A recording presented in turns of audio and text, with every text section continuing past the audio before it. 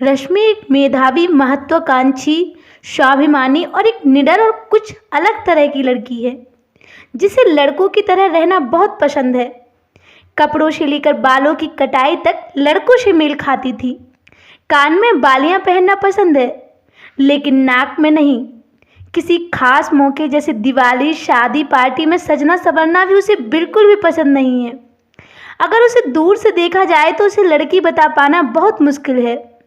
रश्मि का मानना था कि वो मस्ती करने के लिए ही बनी है। उसकी इस दुनिया में उसके कुछ चुनिंदा दोस्त और उसका परिवार और कुछ रिश्तेदार भी शामिल हैं। उसके परिवार में उसकी मम्मी और पापा और उसकी 2 छोटी बहनें और एक छोटा भाई था। उसके पापा एक लिमिटेड कंपनी में काम करते थे। माँ घर का काम संभालती थी। उनका सामान्य वर्गीय परिवार है।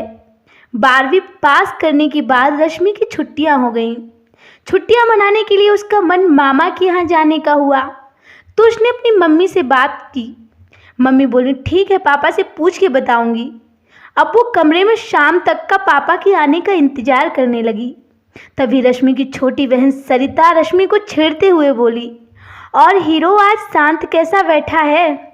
रश्मि इग्नोर करते हुए बोली, कुछ नहीं यार, बस ऐसे ही। सरिता बोली, ऐसे ही कैसे ही? क्या हुआ मुझे बता। और तेरा और समीर का क्या हुआ? आजकल बात नहीं हो रही तुम्हारी। रश्मि बोली, हाँ। सरिता बोली, क्या बोलेगी कुछ? रश्मि अब थोड़ा गुस्से से बोली, क्या है यार, कुछ नहीं हुआ, तू अपना काम करना। सरिता शांत रह गई और गाना गुनगुनाने लगी। हम तुम्हें इतना प्यार करेंगे कि लोग हमें याद रखेंगे। रश्मि सरिता को डांटते हुए बोली, चुप होगी या दांत तोड़ूं तेरे? सरिता हंसते हुए बोली, हाँ तोड़ दे, तेरा ही काम बढ़ेगा, फिर तुझे ही खिलाना पड़ेगा मुझे खाना, और तो और शादी भी नहीं करेगा कोई। रश्मि बोली, उससे मुझे क्या, घूमना है ऐसे ही फिर। अच्छा चल, नहीं तोड़ती तेरे दांत। सरिता बोली, तो बताओ ना क्या हुआ समीर से फिर? रश्मि ने कहा, रहने दे यार, वो बदतमीज है बहुत। सरिता बोली, क्यों? रश्मि बोली, अब तेरे हर क्यों का जवाब नहीं है मेरे पास। सरिता शरारत भरी नज़रों से देखते हुए बोली, कुछ बात है? अच्छा मत बताओ। रश्मि बोली, तू ना समझेगी, रहने दे। अच्छा सुन। सरिता तुरंत बोली, बोल हीरो। रश्मि बोली, मामा के यहाँ चलेगी? सरिता ने कहा, पापा से पूछ लिया? रश्मि ने कहा, माँ से बात की तो थी, शाम को बताएंगी। सरिता बोलती, चलते हैं यार, मस्ती करेंगे बहुत सारी। फिर रश्मि हंसती हुई कहती है, हाँ ना, बहुत मज़ा आया था पिछले साल भी। सरिता ने कहा, इस बार सर मत फोड़ना किसी का।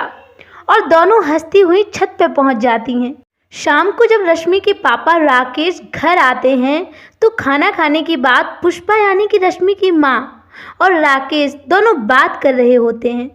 राकेश ने कहा, क्या हुआ, शांत कैसे बैठी हो? पुष्पा बोली, कुछ नहीं, बस ऐसे ही। राकेश ने कहा, बताओ क्या हुआ? पुष्पा बोली, रहने दो तो अच्छा है, वैसे भी तुम्हारे बस का कुछ भी नहीं है। राकेश ने कहा, क्यों, ऐसा क्या हो गया अब? पुष्पा बोली, शीशे में देखा है, बाल सफ़ेद हो गए हैं तुम्हारे।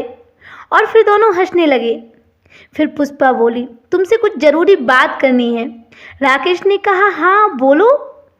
पुष्पा कहती है, अच्छा रश्मि की छुट्टियां चल रही हैं, इसलिए वो मामा के यहाँ जाने की जिद कर रही है। राकेश थोड़ा सा झल्लाता हुआ बोला, अब इसमें जिद कैसी? उसकी जिद ने ही तो उसे बिगाड़ के रखा है। देखो जहाँ जाना है जाए, लेकिन अब उसे बोलो अभी अपना वेशभूषा बदल ले। छोटी थी तब तो ठीक था, अब बड़ी हो रही है, लड़कों की तरह रहना, लड़ाई झगड़े करना, क्या है ये सब? अब ये सब शोभा नहीं देता। पुष्पा राकेश से कहती है, अब ये अपने प्रवचन बंद करो और खुद जाकर उसे प्यार से समझाओ, क्योंकि मेरी नहीं सुनती अब वो। राकेश बोला, क्यों नहीं सुनती? डांट के बोला करो, अगर नहीं डांटोगी तो कल को ही परेशानी बढ़ने वाली है। पुष्पा हाँ कहती हुई कमरे से बाहर चली जाती है। रश्मि पुष्पा से बोलती है, माँ बताओ ना, मैं चली जाऊँ ना प्लीज़? पुष्पा ने कहा, हाँ चली जा, लेकिन अभी अपना हुलिया बदलने को कहा है तेरे पापा ने। रश्मि मस्ती करते हुए माँ को गले लगा के बोली, क्यों, इस हुलिया में क्या तुम्हारी बेटी किसी से बेकार लगती है? फिर पुष्पा बोली, अब मस्का मत लगा और ध्यान देना मेरी बात पर, समझी? ये सब अच्छा नहीं लगता अब। रश्मि अनसुनी करती हुई नाचती हुई अपने कमरे में चली गई। पुष्पा देखती है कि उसकी दूसरी बेटी सरिता भी उदास बैठी है। वो सरिता से बोली, अब तू क्यों मुंह फुलाए बैठी है? सरिता ने दुखी होते हुए कहा, माँ मुझे भी जाना है। पुष्पा नाक चढ़ाते हुए बोली, जिसे जिसे जाना है चले जाओ। सरिता ये सुन के खुशी से भर गई और वो भी जाने के लिए तैयारी में जुट गई।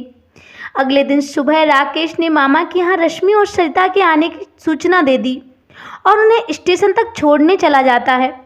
और अब रश्मि और सरिता दोनों अपनी मामा के यहाँ जाकर खूब मस्ती करते हैं।